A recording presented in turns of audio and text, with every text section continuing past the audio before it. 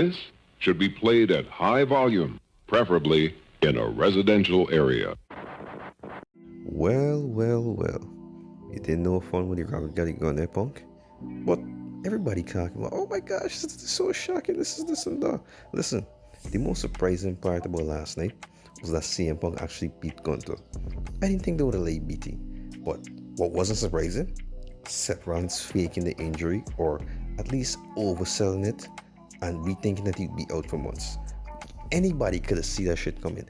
Ray Charles, Stevie Wonder, all these different blind people could have seen this shit coming from a mile away. Come on, bro.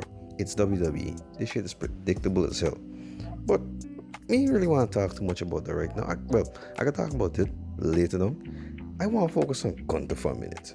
This man got be the worst world champion in the last couple of years, G. Bro is just a transitional champion to the nth degree. All he good for is being the middleman between two baby faces. When he first won the championship, he didn't really do nothing until he feuded with Jey Uso. Then Jey Uso had one of the worst championship runs as well.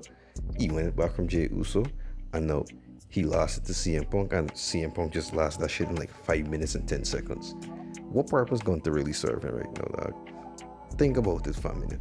And this also goes back to the feeling that I was talking about months ago with WWE in general. WWE is in a state of like, it throws shit at the wall and trying to see if it stick. And because they got so much money, they could afford to do this, and because they got such a cemented legacy at this point, nobody ain't really gonna tell them, hey, you know what you're doing right now don't really make no sense. Like, what you mean you talking about when it make no sense? You see how much money we making? You see the amount of people that come in here, you see the amount of money we making, you see how much people that love John Cena, this, yada yada yada, all these different things y'all could say. You wanna know why y'all could say it? Because y'all have a cemented legacy. You think you could have tried this shit in 1985 or 1995?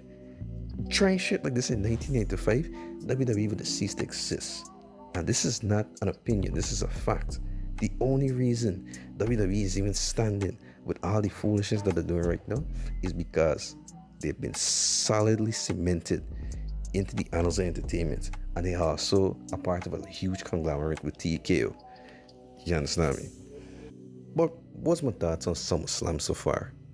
Well, let me just tell you straight up, right? SummerSlam has no business being 2 nights. We all know why it's 2 nights. Because WWE didn't want more money. Hey, this is the only reason why he's there. And WrestleMania is 2 nights now. And from how it looking, they might make the Royal Rumble 2 nights going in 2027. I really hope that's not the case, but please, for heaven's sake, bro, let it not be the case. But the only reason they're doing this shit is for make money. And you know what's worse? They make it 2 nights. And we already know SummerSlam is one of WWE's biggest events. They make it 2 nights, and it feels less important than it ever did within the last decade or so. This shit did not feel like SummerSlam. It felt, as a matter of fact, bro, last night I went out and I was partying, and I forget it was even SummerSlam until I pulled my phone out at a concert and opened and see that CM Punk lose to Seth Rollins. I was like, wait, tonight was SummerSlam? And then I remember SummerSlam is 2 nights now. I'm like, oh yeah. But what do I think about Seth Rollins winning the championship? I think it's great because now, at least we got more of a reason for Braun Breaker to eventually turn on him and win the championship from him. Would it be better that Braun Breaker turns on him and becomes extra heel and he becomes a babyface? That would be great, because if Braun Breaker just becomes a babyface again, it would be like Batista superseding Triple H in legacy type deal. But I want him to slow it down and build towards it so that it could be more impactful come next year time or whenever it may be. But it has to happen. It gotta happen. If it don't happen, WWE just drop the ball once again. Because it seems like this company is the best thing when it comes to dropping the ball lately. Look at what they do with Cena on Friday Night SmackDown, bro.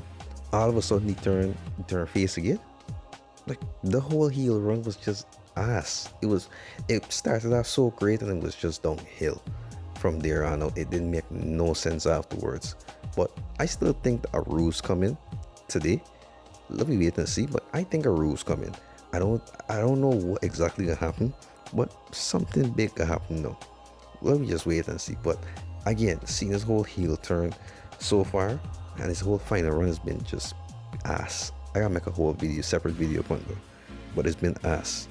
WWE and its fans are in a very abusive relationship, whereas you could ill-treat them, you could tell them all sorts of things and say, oh, I'm right, I'm this, I'm that, but at the same time, I the same IT person that go buy you all these diamonds and jewelry, and I could just give you these gifts every once in a while, and you could forget about all the abuse.